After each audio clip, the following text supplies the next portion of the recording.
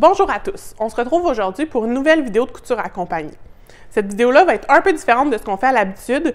Je vais vous faire plutôt du patron puis le projet d'aujourd'hui, comment intégrer un bloc de courte pointe dans un de nos patrons gratuits préférés, le sac parfait.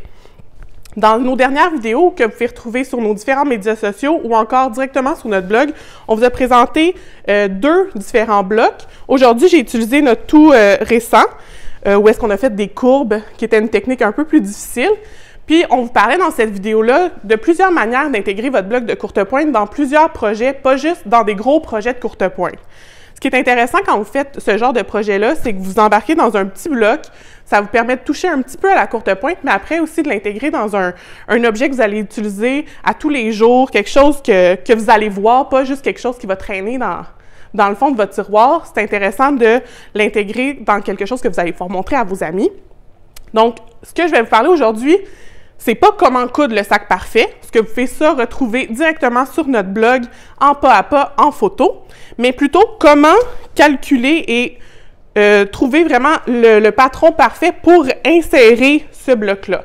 Donc, on va vraiment passer du temps à la table à dessin, vraiment avec le patron, puis comment j'ai réfléchi à intégrer parfaitement ce patron-là.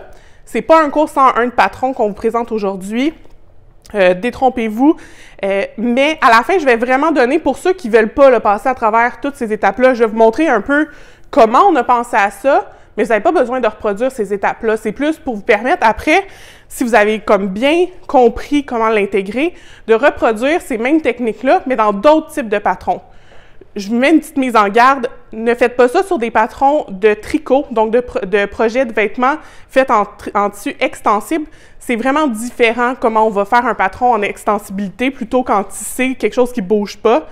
Donc, question de juste pas tout refaire le design de votre vêtement puis un peu que ça tire de partout. Ne faites pas ces techniques-là sur les patrons d'extensibilité. Puis, je vous déconseille aussi tout ce qui va être vêtements avec pince. Tout ce qui est vêtements en tissé, vous allez avoir souvent des pinces pour les niveaux de poitrine sur plusieurs espaces. C'est vraiment la structure d'un vêtement. Si vous allez jouer avec ça, ça peut vraiment débalancer votre vêtement. Je vous conseille plus ces techniques-là sur des projets d'accessoires, des projets qui vont être vraiment en aplat. Donc, qu'est-ce qui va être coussin, sac à main. Sur le blog, vous allez en trouver plein. Là. Notre sac à coulisses va être parfait pour ce genre de technique-là. Si vous avez un bloc aussi différent, là, je vais vous montrer la technique pour un bloc terminé 12 par 12. Mais si vous avez fait, je ne sais pas, un bloc 6,5 par 8,5, la technique, vous allez devoir la refaire. Les calculs que je vais vous donner à la fin ne fonctionnera pas, mais ça va vous permettre de comprendre comment je l'ai intégré. Donc, vous pourriez après refaire ces techniques-là pour différentes insertions. Là, on parle d'un bloc de courte pointe, ça pourrait être plein d'autres choses que vous voudriez insérer dans un patron. Que ça soit, vous avez acheté un super beau panneau de coton, puis vous allez vouloir le tailler, puis vous voulez l'intégrer dans un projet que vous avez déjà fait plusieurs fois, que vous aimez faire. La mesure, vous allez devoir la prendre, puis ça va vous montrer comment l'intégrer. Que ça soit aussi un tissu où est-ce qu'il y a un motif que vous aimez beaucoup, que vous voulez aller chercher, ou simplement si vous voulez faire des découpes dans vos projets. Là, on parle du sac parfait, je parle du modèle A, qui est habituellement tout uni. C'est tout le même motif, mais si vous voudriez faire comme un color blocking, puis venir faire plein d'autres pièces, c'est encore une fois comme ça qu'on va faire. On va partir d'un patron qu'on aime super bien, qu'on maîtrise bien. On va le dessiner, puis après, on va partir, puis on va pouvoir jouer avec ça. Donc, je vais vous donner mes petits trucs, moi, pour ne pas oublier les valeurs de couture, de comment je réussis à figurer ça. Puis, ça va vous permettre après d'être créatif avec vos patrons favoris, puis de les remodeler un peu à votre image. Donc, ce que vous allez avoir besoin pour la portion vraiment de patron, un papier à patron, bien sûr. Moi, j'aime beaucoup celui qu'on utilise aujourd'hui parce qu'il y a des repères en pouces.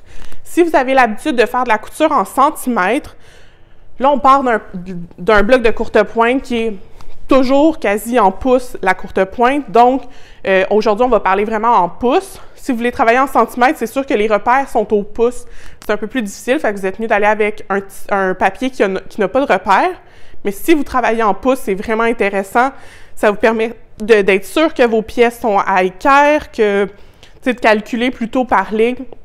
C'est vraiment un papier que j'aime beaucoup, puis il est offert en très grande largeur. Donc, si vous avez des gros patrons à retravailler, c'est super intéressant aussi de travailler avec ce papier-là. Donc, vous allez avoir besoin de papier à patron. Par la suite, vous allez avoir besoin d'une règle. Encore une fois, si vous travaillez en pouces, je conseille une règle en pouces. Et si vous travaillez en centimètres, une règle en centimètres. Moi, je suis allée avec une règle à courte pointe quand même assez grande. Et par la suite, je travaille avec le crayon de plomb. Question de, si je me trompe, je suis capable d'effacer, mais aussi avec un crayon de couleur qui va me permettre les marquages finaux, de bien les définir, puis vraiment pouvoir bien figurer. Donc, c'est tout ce que vous avez besoin pour partir vraiment au patron. Pour les gens qui ne veulent pas passer à travers toute cette étape-là de comment monter le patron, à la fin du patron, je vais vraiment vous donner les mesures finales pour arriver à faire exactement ce sac-là avec peu importe le bloc de 12 pouces par 12 pouces que vous voulez intégrer. Donc, vous n'avez pas besoin de passer à travers toutes ces étapes-là si vous n'avez pas la fibre mathématique de tout faire ces calculs-là. À la fin du projet, je vais vous donner les mesures. Sinon, aussi sur le blog, vous allez pouvoir avoir exactement les mesures finales. Fait qu'on se retrouve par la suite vraiment pour la confection. Fait que ceux qui ne veulent pas voir la portion patron, il n'y a pas de problème. On va quand même faire la portion montage du bloc par la suite. Donc, on s'en va au patron. Donc, la première étape pour réaliser vraiment mon patron, j'ai été vraiment dessiner ma pièce finale. Donc, pour ce projet-là, on devait avoir une pièce de 39 pouces par 20 pouces. Donc, au crayon de couleur, j'ai été faire vraiment le contour de ma pièce. Donc, l'objectif, c'est qu'une fois que je vais avoir monté toutes mes différentes pièces, j'arrive avec cette pièce-là. Par la suite, pour bien figurer où est-ce que je vais placer mes différentes pièces de patron, j'aime ça aller me faire des repères. Mes repères, je suis allée les faire au crayon de plomb. Comme là, vous pouvez voir, j'ai été faire une ligne centrale dans un sens et l'autre ligne centrale pour vraiment venir figurer. Après, si vous voulez placer votre bloc décalé, vous n'avez pas nécessairement besoin de ces lignes-là. Moi, j'ai vraiment envie de venir placer mon bloc de courte pointe bien centré au niveau de mon patron. Donc, j'ai été me faire mes lignes centrales pour être sûre de bien le figurer. Par la suite, puisque je travaille avec un patron qui a une forme, donc qui va avoir un fond, puisque ma pièce va être complète, dans le fond, vous voyez vraiment bien présentement, ça c'est ma ligne de fond, ça c'est tout mon fond, puis ça c'est en dos, en vert de mon patron, il va se replier comme ça va me faire mon sac. Je ne veux pas que mon bloc se retrouve en dessous de mon sac, ça serait plate de cacher des belles parties de mon bloc. Donc j'ai été aussi dessiner mes repères pour mon fond. Pour ce projet-là, mon fond avait 6 pouces, donc à partir de ma ligne du centre, je suis venue faire tracer une ligne à 3 pouces et une autre ligne à 3 pouces de chaque côté pour vraiment figurer mon patron. Donc là, ce que je réalise, c'est que je peux soit venir travailler d'un côté ou de l'autre. Là, je vais venir le faire de ce côté-ci. Ça ne fait pas vraiment de différence de quel côté. Puis, ça me permet de me dire, OK, parfait, je pars avec vraiment, en m'assurant de ne pas m'en aller dans ma portion sous le sac et de travailler juste dans cet espace-là. J'ai été aussi mettre j'essaie le plus possible à chaque fois que je vais tracer des lignes, de mettre des points de repère de mesure sur mon papier pour m'aider aussi à calculer. Là, les calculs, je les connais assez en ce moment, fait que je vais être capable de vous les dire. Une calculatrice, c'est vraiment un outil super intéressant aussi quand vous faites du patron pour être sûr de ne pas vous tromper dans vos mesures. Donc, maintenant, je m'en viens travailler dans cette portion-là. Mon bloc va faire 12 par 12 terminé. Je vais venir l'intégrer relativement central. Donc, les premières lignes que je vais venir tracer, au crayon de plomb encore, ça va être, je vais venir le centrer ici. Donc, ça, c'est ma ligne de milieu. Mon bloc va avoir fini, donc sans mes valeurs de couture, 12 pouces par 12 pouces, donc 6 pouces d'un côté et 6 pouces de l'autre. Donc, je vais venir tracer une ligne à 6 pouces de chaque côté. Et là, comme je vous disais tout à l'heure, le papier, je l'aime beaucoup parce qu'il y a déjà les lignes, fait que je peux compter 1, 2, 3, 4, 5, 6 et venir tracer ma ligne. Puis, il y a des petites croix sur le papier qui vous permettent de vous assurer que votre ligne, là, quand vous allez la tracer, elle va être bien équerre. Donc, je viens de tracer une première ligne de ce côté-ci et une deuxième ligne de l'autre côté. Là, ma règle, en plus, elle a 6 pouces, fait que ça va assez bien pour calculer cette mesure-là. Donc, je sais que mon bloc va se figurer ici pour la partie centrale de mon bloc. Je vais vous montrer dans le sac. Là, ce que je viens de figurer, c'est mon bloc, il est ici centré. Fait que je suis venue vraiment tracer ces deux lignes-là sur mon patron. Par la suite, je vais venir aussi le centrer entre la partie que le fond de mon sac va commencer et le haut de mon sac. Donc, présentement, j'avais déjà fait le calcul. J'ai 16 pouces et demi de jeu ici entre les deux. Je vais venir installer un bloc de 12 pouces. Donc, ça me laisse 4 pouces et demi à diviser entre les deux. Ce que je peux faire, c'est venir encore une fois tracer ma ligne du milieu. Donc, 16 pouces et demi divisé en deux, 8 pouces et un quart. 1, 2, 3, 4, 5, 6, 7, 8 et un quart que je vais prendre sur ma règle. Fait que je suis venue me retracer une autre ligne centrale pour être sûr de bien le situer. Par la suite, je peux venir faire de chaque côté une ligne à 6 pouces pour bien figurer mon bloc. C'est pour ça que mes premières lignes, là, je les fais vraiment au crayon de plomb, puis à la fin, on va pouvoir tout figurer ça avec notre crayon de couleur. Donc là, je suis venue tracer mon bloc 12 par 12, on le retrouve ici.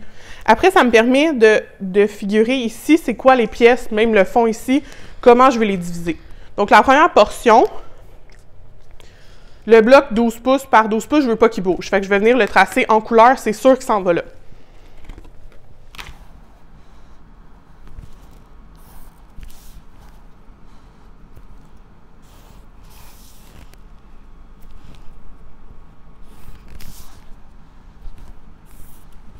Là, après, c'est là que le plaisir commence. On décide un peu le design qu'on veut faire. Pour le modèle que j'ai fait aujourd'hui, moi, j'ai décidé de faire 2 bandes de chaque côté, donc qui vont venir suivre ma ligne de 12 pouces.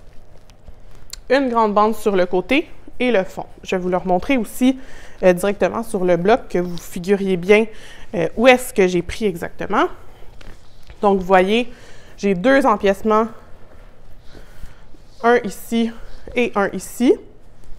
Un empiècement ici, puis l'autre couture est ici, puis elle vient faire tout le tour de mon sac. Vous pourriez faire plusieurs manières aussi. Vous auriez pu faire ici une bande comme ça, puis juste une petite bande, une autre petite bande, puis le fond. Vous pourriez faire un croisement, donc une longue bande, elle qui va plus loin, elle qui emboîte l'autre.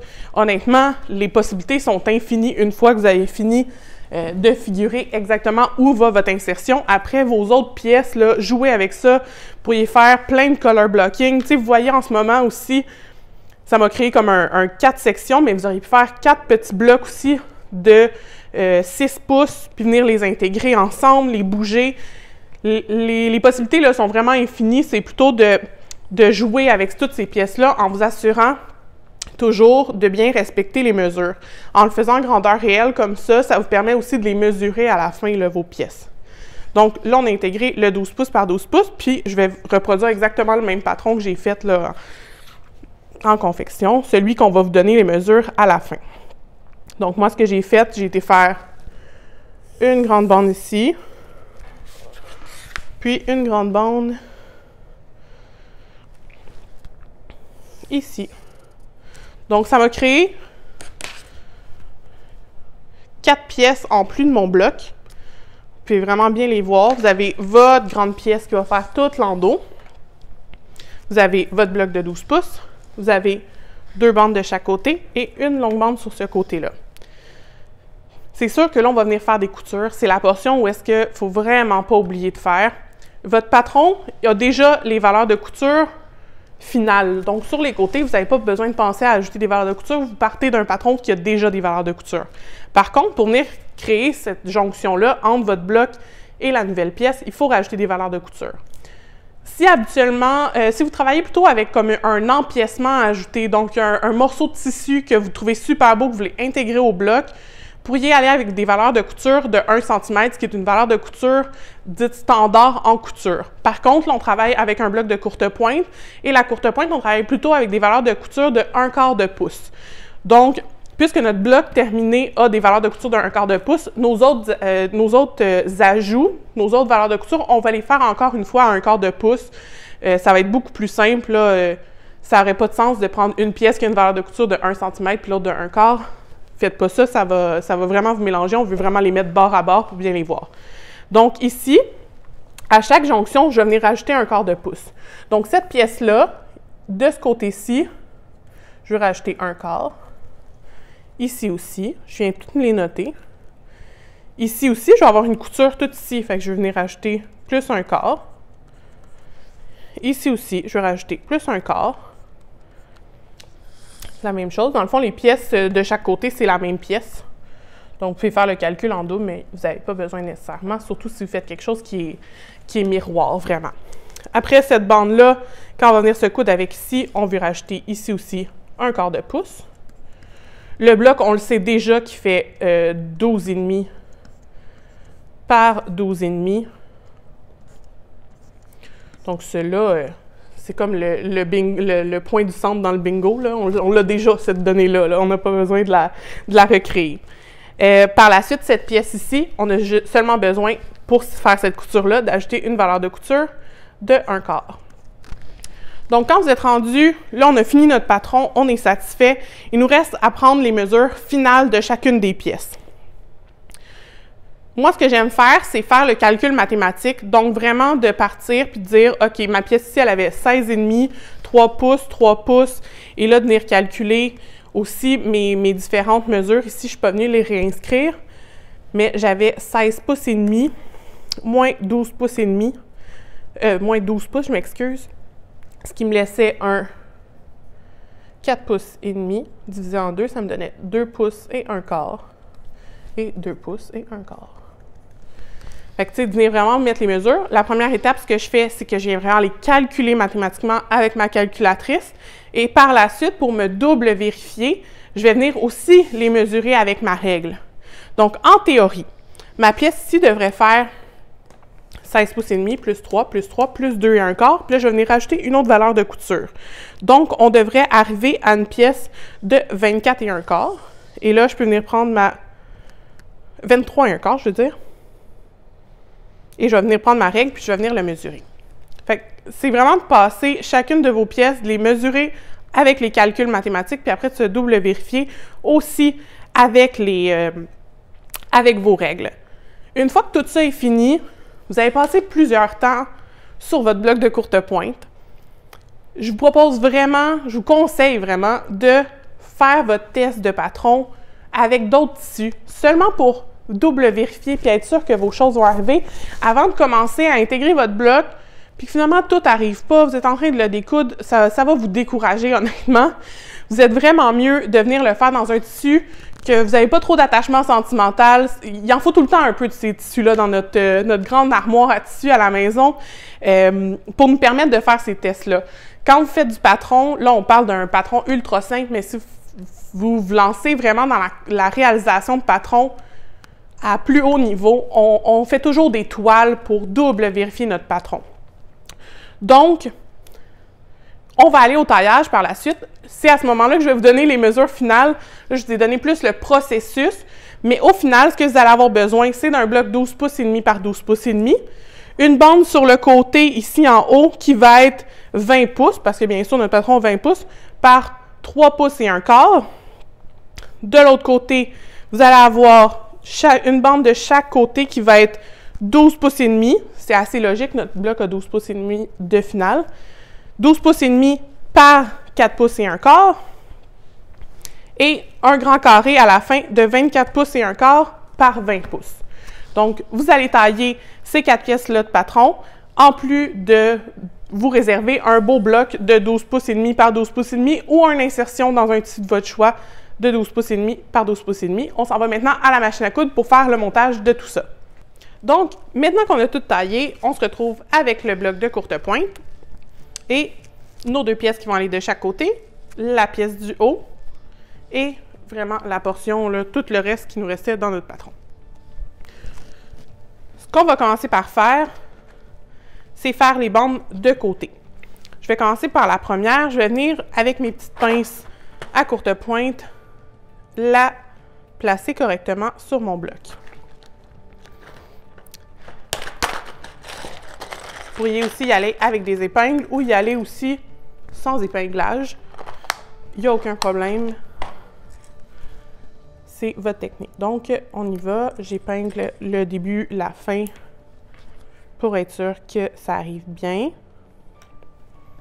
J'en mets une au milieu aussi. Quelques-unes, là, juste pour dire que ça ne bougera pas et que je ne tirerai pas sur mon tissu. Habituellement, le tissu de courte pointe, c'est quand même un tissu qui a un petit peu de jeu qui nous permet de venir tricher, mais quelque chose qui est quand même assez stable. Là, je travaille avec le SX qui a un petit peu moins de stabilité. J'aime mieux l'épingler. Quand je vais venir à la machine à coudre, je vais venir vraiment mettre l'envers de mon bloc face à moi, ce qui va me permettre de vraiment bien figurer chacune des jonctions. On a passé beaucoup de temps à le monter. On aimerait ça que nos pointes soient relativement parfaites. Il n'y a rien de parfait dans la vie. On peut y aller dans l'imperfection, mais on va essayer de se donner un petit truc de plus pour essayer de le garder le plus possible, le plus beau. Donc, je vais pouvoir me permettre de bien voir sont où mes pointes puis m'assurer que mon aiguille va venir piquer à la bonne place.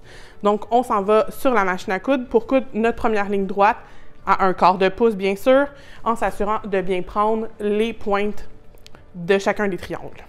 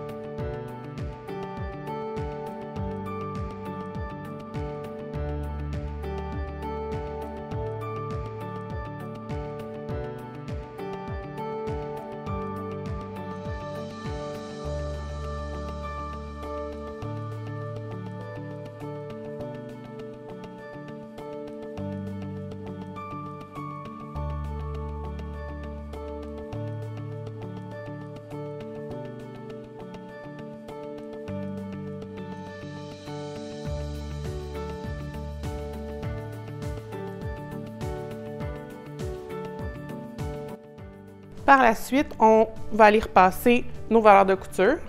Donc, une fois qu'on a repassé, on s'en va coudre la deuxième bande. C'est la même chose. On vient la positionner. Je vais venir l'épingler avec mes petites pinces et je vais aller à la machine. La coudre, c'est la même chose que la dernière.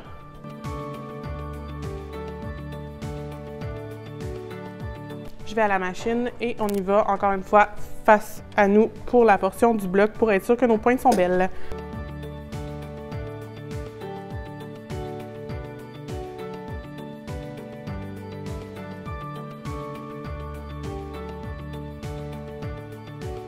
Et voilà, donc nos deux bandes de chaque côté sont cousues. On va aller au fer encore une fois, repasser le deuxième côté, puis par la suite, on va venir coudre la bande du haut. Donc, on est rendu à coudre la bande du haut. Elle s'en va juste ici. Je vais venir aussi bien la positionner et tout venir l'épingler. Donc, encore une fois, la portion du bloc vers moi et je m'en viens coudre ma bande.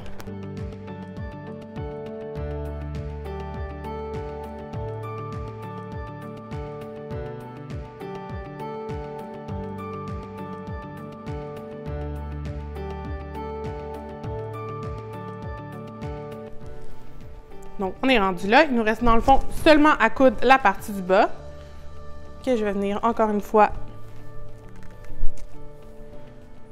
épingler. Donc, ma portion est toute épinglée. Je vais aller encore une fois pour ma dernière couture, coudre en m'assurant de bien voir mes pointes. Point d'arrêt au début, à la fin, 1/4 de pouce et on y va, c'est la dernière.